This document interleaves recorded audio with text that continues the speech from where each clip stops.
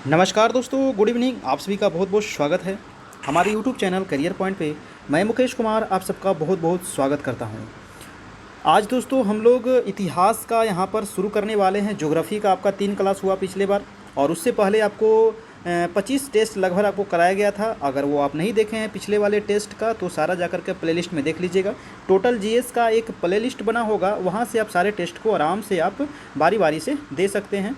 और देखिए, बिहार दरोगा का भी डेट आ चुका है एग्ज़ाम का, तो बिहार दरोगा का भी बहुत सारा टेस्ट आपको कराया गया था। तो बिहार दरोगा का स्पेशल आपको टेस्ट कराया गया है, फुल टेस्ट कराया गया है। तो वहाँ से जाकर के आप प्लेलिस्ट में बना हुआ है, वहाँ से आप टेस्ट दे सकते हैं। लगभग 35 टेस्ट आपको कराया गया है, फुल टेस्ट। तो वहाँ से आप जाकर के बिहार दरोगा की भी तैयारी कर सकते हैं, और यहाँ से भी आप कर सकते हैं, क्योंकि यहाँ पर इतिहास, ज्योग्राफी, मतलब हिस्ट्री, भूगोल हो गया आपका, है ना, पॉलिटी हो गया, इकोनॉमिक्स हो गया, साइंस हो गया, सारे प्रश्न यहाँ पर आपको करवाए जाएंगे।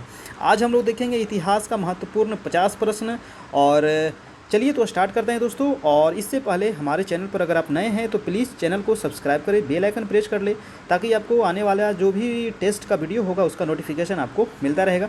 और सीटेट के भी बहुत जल्दी आप लोग की तैयारी शुरू होने वाली है। सीटेट की जैसे ही सीटेट का आपका नोटिफिकेशन आ जाता है और उसमें क्या क्या बदलाव किया जाता है, तो हम इसका तैयारी शुरू कर देंगे, उसी अनुसार से तैयारी आपका शुरू कराया जाएगा। चलिए शुरू करते हैं। आज का पहला प्रश्न देखिए आपके स्क्रीन पर है।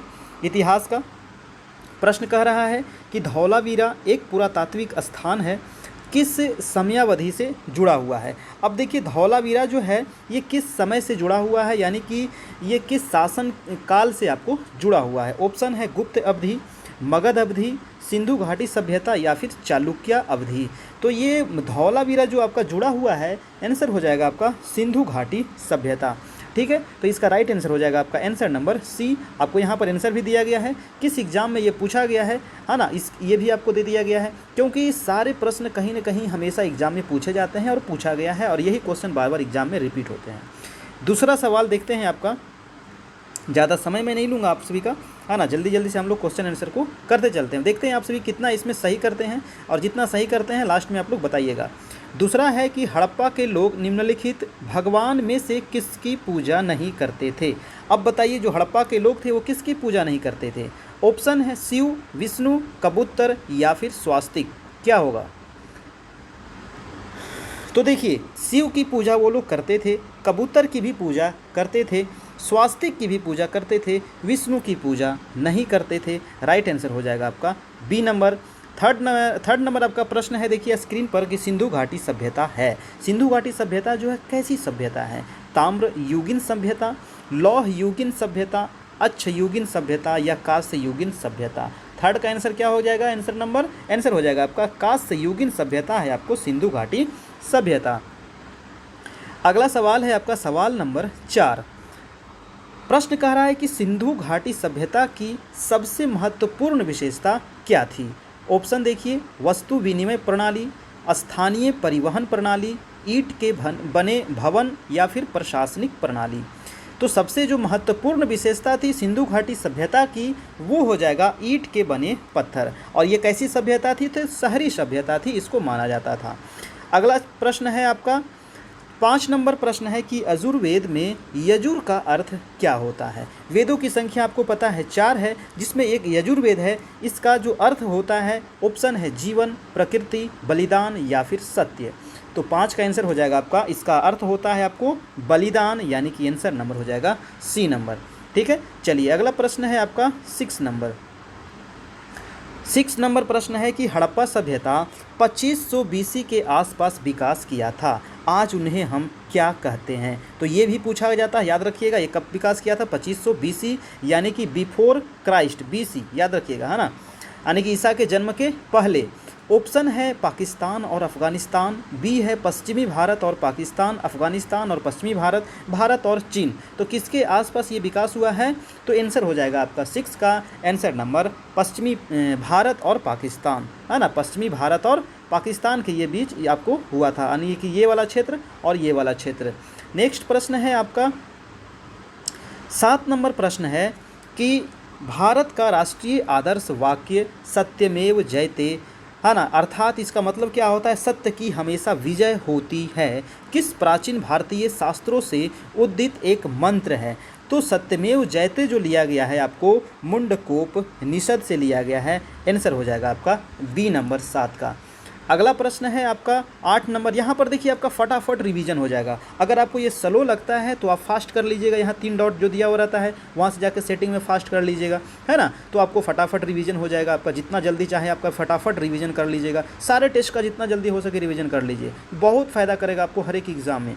8वां प्रश्न देखिए, निम्नलिखित में से किस वेद में बीमारियों का उपचार दिया गया है। तो बीमारियों का उपचार किस वेद में दिया गया है, हाँ ना। तो यजुर्वेद, ऋग्वेद, सामवेद या फिर अथर्ववेद। तो 8 का हो जाएगा आपका अथर्ववेद में आपका बीमारियों से संबंधित, उपचार से संबंधित इसमें दिया गया है। आंसर हो जाएगा आपका डी नंबर। 9 नंबर प्रश्न कह रहा है कि त्रिरत्न की अवधारणा किससे संबंधित है। अब देखिए त्रिरत्न की अवधारणा किससे संबंधित है, सिख धर्म, जैन धर्म, बौद्ध धर्म या फिर पारसी धर्म। 9 का क्या हो जाएगा आपका, तो त्रिरत्न है आपका जैन धर्म से संबंधित। 9 का आंसर हो जाएगा आपका बी नंबर। ठीक है, चलिए अगला सवाल है आपका 10 नंबर। प्राचीन काल में अवध को किस नाम से जाना जाता था। तो प्राचीन काल में जो अवध को जाना जाता था, है ना, वो हो जाएगा। देखिए यहाँ त्रिरत्न जो है ना, कभी कभी आपको आंसर मिलेगा बौद्ध धर्म। ठीक है, तो यहाँ पर आपको बौद्ध धर्म भी आप इसको ध्यान में रखिएगा। देखिए यहाँ बी और सी दोनों दिया गया है ना, तो ध्यान रखिएगा आप। ठीक है, तो इसमें कभी कभी कन्फ्यूजन हो जाता है जैन धर्म और बौद्ध धर्म। 10 नंबर प्रश्न कह रहा है कि प्राचीन काल में अवध को किस नाम से जाना जाता था। तो प्राचीन काल में जो अवध को जाना जाता था, ऑप्शन है कौशल, कपिलवस्तु, कौशाम्बी या काशी। तो 10 का आंसर हो जाएगा आपका अवध को कौशल के नाम से जाना जाता था। आपका आंसर हो जाएगा ए। नेक्स्ट सवाल है आपका सवाल नंबर 11। प्रश्न कह रहा है कि बौद्ध तीर्थ स्थान दांत का मंदिर कहाँ स्थित है। काफ़ी इंपॉर्टेंट प्रश्न है, बताइए। बौद्ध एक तीर्थ स्थल है, बौद्ध धर्म से संबंधित है आपका दांत का मंदिर। तो ये ऑप्शन देखिए मलेशिया, श्रीलंका, नेपाल या चीन। तो 11 का क्या हो जाएगा आपका श्रीलंका में है दोस्तों दांत का मंदिर। अब ये काफ़ी इंपॉर्टेंट प्रश्न है, याद रखिएगा। नेक्स्ट है आपका 12 नंबर प्रश्न। प्रश्न कह रहा है कि निम्नलिखित में से अनुसरण किए जाने वाले धर्म एवं पवित्र पुस्तिका की कौन सी जोड़ी असंगत है, यानी कि गलत है। ऑप्शन है इस्लाम कुरान, सिख धर्म गुरु ग्रंथ साहिब, जैन धर्म उपनिषद, ईसाई धर्म बाइबल।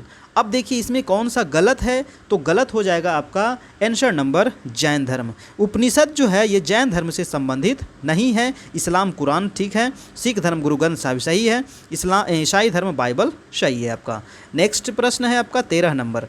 प्रश्न कह रहा है कि बोरोबुदुर बौद्ध मंदिर कहाँ स्थित है। तो बोरोबुदुर का बौद्ध मंदिर जो कहाँ स्थित है, नेपाल, श्रीलंका, इंडोनेशिया या फिर मलेशिया। तो 13 का क्या हो जाएगा आपका इंडोनेशिया, यानी कि आंसर नंबर सी में है बोरोबुदुर का मंदिर।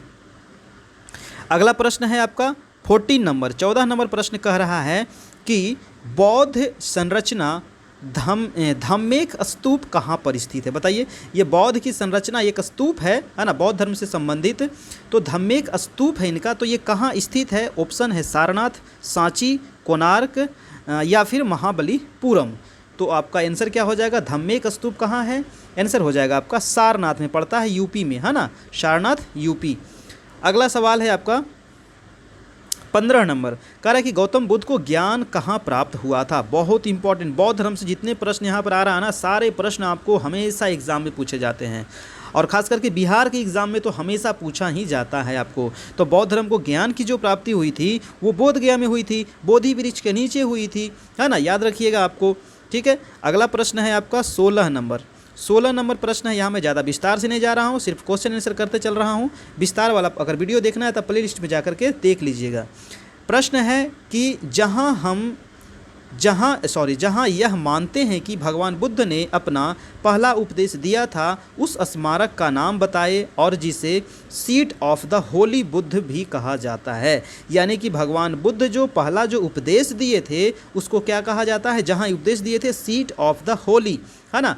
तो बुद्धा तो ये कहाँ है, ये क्वेश्चन आपको बताना है। 16 का आंसर क्या हो जाएगा? 16 का जो आपका आंसर होगा वो हो जाएगा आपका धम्मेक स्तूप सारनाथ, यानी कि सारनाथ में ही बुद्ध भगवान सबसे पहले अपने उपदेश दिए थे। यहाँ पर आंसर हो जाएगा बी, ये पड़ता है उत्तर प्रदेश में आपका।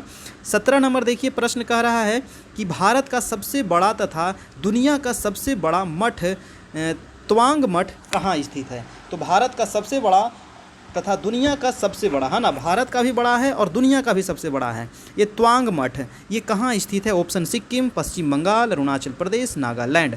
17 का हो जाएगा आपका अरुणाचल प्रदेश में है, आंसर नंबर सी। अगला है आपका 18 नंबर प्रश्न। देखिए, कह रहा है कि निम्नलिखित में से कौन सा बुद्ध की शिक्षाओं का संग्रह है? तो बुद्ध की शिक्षाओं का जो संग्रह है, ऑप्शन देखिए आगम, ब्राह्म पुराण या फिर त्रिपिटक। तो बिल्कुल सबको पता होगा, आंसर हो जाएगा आपका त्रिपिटक, है ना, बौद्ध धर्म के शिक्षाओं से संबंधित है। ठीक है, अगला सवाल देखिए 19 नंबर, फटाफट रिवीजन यहाँ पर करते चलिए। 19 नंबर प्रश्न है कि नीचे शब्दों के 4 युग्म दिए गए हैं, जिनमें से 3 जो है किसी तरीके से एक समान है और एक युग्म क्या है, भिन्न है। तो कौन सा युग्म भिन्न है आपको बताना है। ऑप्शन है अवेस्ता पारसी से संबंधित, तोरा यहूदी से संबंधित, त्रिपिटक बौद्ध से संबंधित, मंदिर हिंदू से संबंधित। तो यहाँ देखिए दो ऑप्शन तो आपको आसानी से छट गया होगा, है ना।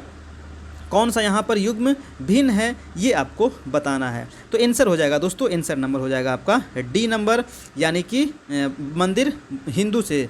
ठीक है, चलिए अगला प्रश्न है आपका सवाल नंबर 20 नंबर प्रश्न कह रहा है कि भारत का एक धर्म जोरोस्ट्रियन मुख्य रूप से किस राज्य में पाया जाता है? तो जोरोस्ट्रियन एक धर्म है, तो ये किस रूप में पाया जाता है, किस राज्य में पाया जाता है?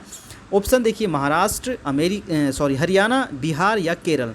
तो 20 का हो जाएगा आपका महाराष्ट्र में ये पाया जाता है, आंसर नंबर हो जाएगा आपका 1, भारत का एक धर्म है। नेक्स्ट है आपका 21, निम्नलिखित में से कौन सा यहूदी धर्म से संबंधित है? तो यहूदी धर्म से संबंधित कौन है? धम्मपदा, तोरा, गुरु ग्रंथ साहिब या त्रिपिटक। तो यहूदी धर्म पूछा गया है ना। तो यहूदी धर्म से कौन सा संबंधित है आपका? 21 का हो जाएगा आपका तोरा। तोरा जो है ये यहूदी धर्म से संबंधित है आपका। नेक्स्ट है आपका 22 कि जेद आवेस्ता खाली स्थान के साथ जुड़ा हुआ है। तो जेद आवेस्ता जो है ये किस धर्म के साथ जुड़ा हुआ है? पारसी धर्म, सिख धर्म, बौद्ध धर्म या जैन धर्म। तो 22 का क्या हो जाएगा दोस्तों? आंसर नंबर हो जाएगा पारसी धर्म से जुड़ा हुआ है आपका जेद आवेस्ता। अगला सवाल है आपका 23 नंबर, मौर्य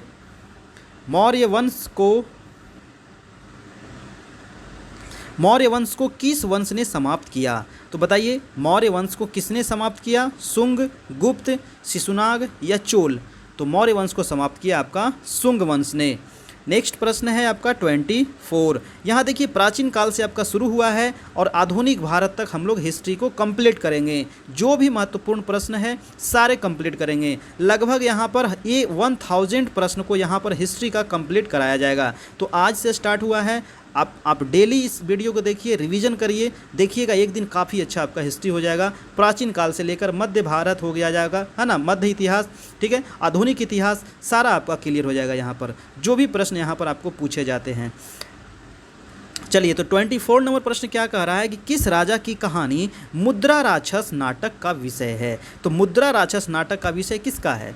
ऑप्शन देखिए जयचंद, चंद्रगुप्त द्वितीय, चंद्रपीड़ या चंद्रगुप्त मौर्य। 24 का हो जाएगा ये चंद्रगुप्त मौर्य का नाटक का विषय है, आंसर नंबर डी हो जाएगा आपका। नेक्स्ट देखिए आपका प्रश्न है 25, मौर्य वंश का अंतिम सम्राट कौन सा है? तो मौर्य वंश का जो अंतिम सम्राट है, ऑप्शन है चंद्रगुप्त, अशोक, बृहद्रथ या फिर शतधन्वन। तो 25 का हो जाएगा आपका बृहद्रथ जो था वो मौर्य वंश का अंतिम शासक था, आंसर नंबर हो जाएगा सी नंबर। नेक्स्ट है आपका 26, सम्राट अशोक किसके उत्तराधिकारी थे? ऑप्शन देखिए चंद्रगुप्त मौर्य, बिंदुसार, सुसीम या दशरथ। तो सम्राट अशोक जो उत्तराधिकारी थे यानी कि हो जाएगा आपका बिंदुसार का उत्तराधिकारी थे, आंसर नंबर बी, महान अशोक। नेक्स्ट प्रश्न है आपका 27, चाणक्य का एक अन्य नाम क्या है? और चाणक्य का ये 3 नाम है आपका। ऑप्शन देखिए देववर्मन, विष्णुगुप्त, रामगुप्त या फिर ब्रजेश्वर। तो इसका अन्य नाम हो जाएगा ऑप्शन के अनुसार विष्णुगुप्त, यानी कि बी नंबर। ठीक है, चाणक्य। नेक्स्ट है आपका 28 नंबर, महान सम्राट अशोक किस वंश के थे?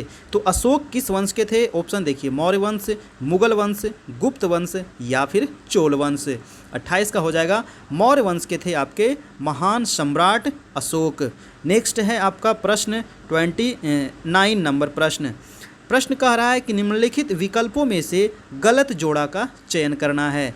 चंद्रगुप्त मौर्य वंश से संबंधित, बिंबिसार गुप्त वंश। एक साइड राजा दिया है, एक साइड वंश दिया है ना। कौन सा जोड़ा गलत है ये बताना है। राजा चोल वंश, कनिष्क कुषाण वंश। 29 का हो जाएगा आपका बिंबिसार गुप्त वंश। ये क्या है आपका गलत जोड़ा है। ये सही और ये सही। नेक्स्ट है प्रश्न आपका 30 नंबर कि गुप्त साम्राज्य के वास्तविक संस्थापक कौन थे? ऑप्शन देखिए चंद्रगुप्त द्वितीय, समुद्रगुप्त, श्रीगुप्त या फिर घटोत्कच। तो गुप्त साम्राज्य का जो वास्तविक संस्थापक था वो हो जाएगा Srigupta. Answer number C. Next है आपका 31, कह रहा है कि पूर्व चोल राजाओं में से किसे सबसे महान माना जाता है? तो चोल राजा में जो सबसे महान राजा था, ऑप्शन है आपका पुलकेशिन द्वितीय, राजसिम्हा, करिकला या नंदी वर्मन। 31 का हो जाएगा दोस्तों आंसर नंबर सी। करिकला जो था ये पूर्व चोल राजाओं में सबसे महान राजा था। अगला है 32 नंबर कि गुप्त काल के दौरान चीन के किस यात्री ने भारत का भ्रमण किया था? तो गुप्त काल के दौरान वो यात्री का नाम क्या था? ऑप्शन है हियून सैंग, फाहियान, आईचिंग या ली किस्यू। तो 32 का हो जाएगा आपका फाहियान जो था ये चीन का यात्री था और भारत आया था बौद्ध धर्म ग्रहण करने के लिए, पढ़ने के लिए, है ना, शिक्षा लेने के लिए। अगला प्रश्न है 33। प्रश्न कह रहा है कि किस चालुक्य राजा ने कन्नौज के राजा हर्ष को पराजित किया था? दोस्तों वीडियो अच्छा लग रहा हो तो एक लाइक कर दीजिएगा, चैनल पर नए हैं चैनल को सब्सक्राइब कर लीजिएगा ताकि आपको आने वाला वीडियो आपको नोटिफिकेशन मिल सके, बेल आइकन प्रेस कर लीजिएगा। प्रश्न देखिए कह रहा है कि किस चालुक्य राजा ने कन्नौज के राजा हर्ष को पराजित किया था? ऑप्शन है सिद्धराज सोलंकी, वास्तुपाला, पुलकेशिन द्वितीय, मूला राजा। 33 का क्या हो जाएगा आपका आंसर नंबर सी, पुलकेशिन द्वितीय। नेक्स्ट है 34 नंबर, कह रहा है कि पल्लव वंश के कौन से राजा संस्कृत नाटक भी लिखा करते थे? तो संस्कृत नाटक लिखा करते थे पल्लव वंश के वो राजा कौन थे? ऑप्शन है राजा राज चोला, महेंद्र वर्मन, राजसिम्हा या विक्रमादित्य। 34 का हो जाएगा आपका महेंद्र वर्मन जो संस्कृत नाटक भी लिखा करते थे। नेक्स्ट है 35। प्रश्न है कि चोल राजवंश के अंतिम शासक कौन थे? तो चोल राजवंश के जो अंतिम शासक थे, ऑप्शन है राजा राज चोल द्वितीय, राजेंद्र चोल तृतीय, विजयालय चोल या फिर कुलोत्तुंग चोल तृतीय। तो राइट आंसर क्या हो जाएगा 35 का? राजेंद्र चोल तृतीय जो था ये चोल राजवंश का अंतिम शासक था। नेक्स्ट है 36 नंबर। 36 प्रश्न है कि साहित्य के प्रख्यात राजा भोज किस वंश से जुड़े हुए थे? तो राजा भोज किस वंश से जुड़े हुए थे? ऑप्शन देखिए, ऑप्शन है आपका चालुक्य, चोल, परमार या फिर पाला। तो 36 का क्या हो जाएगा आंसर नंबर परमार वंश से ये जुड़े हुए थे। नेक्स्ट प्रश्न है आपका 37। प्रश्न है कि कौन से चोल राजा ने मालदीव के द्वीपों पर दरियाई विजय पाई थी? तो कौन से वो चोल राजा थे जो मालदीव के द्वीप पर दरियाई विजय पाई थी? ऑप्शन देखिए करिकाला, राजा राज, महेंद्र या फिर विक्रम। राइट आंसर क्या हो जाएगा आंसर नंबर राजा राज, बी नंबर। नेक्स्ट है प्रश्न 38 नंबर। इनमें से कौन सा राजवंश दक्षिण भारत से संबद्ध नहीं है? तो दक्षिण भारत से कौन सा संबंध नहीं है? ऑप्शन है पांड्य, पाल, सातवाहन या फिर पहलव। तो आंसर क्या हो जाएगा 38 का पाल वंश, यानी कि आंसर नंबर बी, ये दक्षिण भारत से संबंधित नहीं था। अगला प्रश्न है आपका 39। प्रश्न कह रहा है कि किस भारतीय राजा ने पूर्व एशिया के कुछ हिस्सों को जीतने के लिए नौसैनिक शक्ति का इस्तेमाल किया था। तो पूर्व एशिया के कुछ हिस्से को जीतने के लिए नौसैनिक शक्ति का इस्तेमाल किस भारतीय राजा ने किया था? ऑप्शन है अकबर, कृष्णदेव राय, राजेंद्र चोल या फिर शिवाजी। 39 का हो जाएगा दोस्तों, राजेंद्र चोल ने किया था। अगला प्रश्न है आपका 40 नंबर, 40 नंबर। प्रश्न कह रहा है आपका कि प्रारंभिक चेर वंशीय राजाओं ने किन राजाओं पर शासन किया था? तो 40 का क्या होगा? ऑप्शन देखिए, तमिलनाडु और केरल, बंगाल और उड़ीसा, अरुणाचल प्रदेश और सिक्किम, महाराष्ट्र और गुजरात। तो 40 का हो जाएगा आपका तमिलनाडु और केरल। जो प्रारंभिक चेर वंशीय था वो राजाओं ने इस राज्य पर शासन किया था, यानी तमिलनाडु और केरल पर शासन किया था, चेर वंश। नेक्स्ट है आपका 41, कह रहा है कि तिरुकुरल नामक प्रसिद्ध ग्रंथ के संकलनकर्ता कौन है? तो तिरुकुरल नामक प्रसिद्ध जो ग्रंथ है इसके संकलनकर्ता कौन है? ऑप्शन है कालिदास, तिरुवल्लुवर, कबीर या फिर मीराबाई। 41 का हो जाएगा आपका तिरुवल्लुवर, यानी कि right answer B number. Next है 42 नंबर प्रश्न, कह रहा है कि पंच सिद्धांतिका या फिर बृहत संहिता या शाक्य सिद्धांत के लेखक कौन है? तो पंच सिद्धांत का, बृहत संहिता, शाक्य सिद्धांत, इसके लेखक ऑप्शन है आर्यभट्ट, ब्रह्मगुप्त, भास्कराचार्य या फिर वराह मिहिर। 42 का हो जाएगा आपका वराह मिहिर इसके लेखक हैं। नेक्स्ट है प्रश्न नंबर 43। 43 कह रहा है कि सुश्रुत को खाली स्थान के रूप में भी जाना जाता है। तो सुश्रुत को किस रूप में जाना जाता है? ऑप्शन देखिए, भारतीय चिकित्सा के जनक या फिर भारतीय शल्य चिकित्सा के जनक या फिर भारतीय पारिस्थितिकी के जनक या फिर भारतीय पेलियो बॉटनी के जनक। आंसर क्या हो जाएगा दोस्तों? 43 का आपका आंसर नंबर हो जाएगा आपका बी नंबर, भारतीय शल्य चिकित्सा के जनक। नेक्स्ट है आपका 44 नंबर प्रश्न, कह रहा है कि चरक संहिता, वेरी इंपॉर्टेंट है, किस चिकित्सा जो है किस शाखा से संबंधित है? तो चरक संहिता चिकित्सा की किस शाखा से संबंधित है? ऑप्शन है एलोपैथी, आयुर्वेद, हेम्योपैथी या फिर यूनानी। तो 44 का हो जाएगा आपका आयुर्वेद से संबंधित है, आपका बी नंबर आंसर हो जाएगा। नेक्स्ट है आपका 45 नंबर, प्राचीन भारतीय कानून दस्तावेज मनुस्मृति में लिखा गया है। तो मनुस्मृति जो है ये प्राचीन भारतीय कानूनी दस्तावेज है, ये किस भाषा में लिखा गया है? तमिल, हिंदी, संस्कृत या फिर बंगाली। 45 का क्या हो जाएगा आपका? तो ये संस्कृत में लिखा गया है, आपका आंसर नंबर सी। नेक्स्ट है प्रश्न 46 नंबर, कह रहा है कि राजतरंगिणी द्वारा किन राज्यों के राजाओं का वर्णन किया गया है? तो राजतरंगिणी के द्वारा किस राजाओं के राज्यों का वर्णन किया गया है? तो ऑप्शन देखिए, राष्ट्रकूट, कश्मीर, बिहार या फिर उड़ीसा।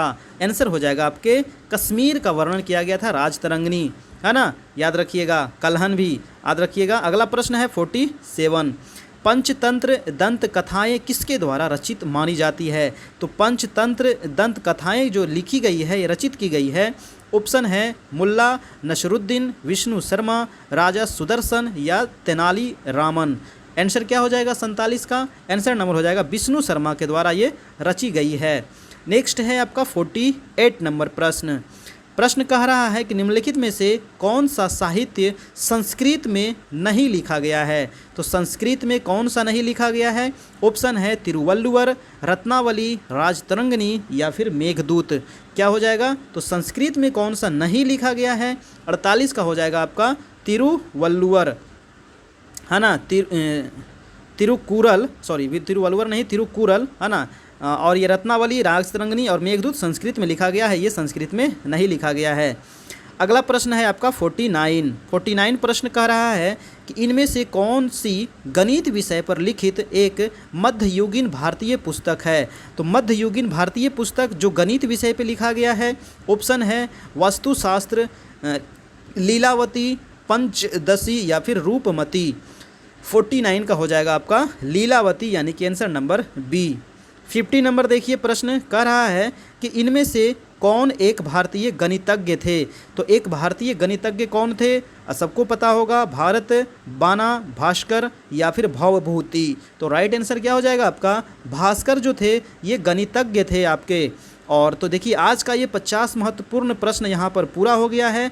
आज का देखिए ये प्रश्न आपका है और इसका जवाब आपको कमेंट बॉक्स में देना है। प्रश्न देखिए काफ़ी आसान है। 51 कह रहा है कि निम्नलिखित मंदिरों में से किसे यूरोपीय नाविकों द्वारा ब्लैक पैगोडा भी कहा जाता था?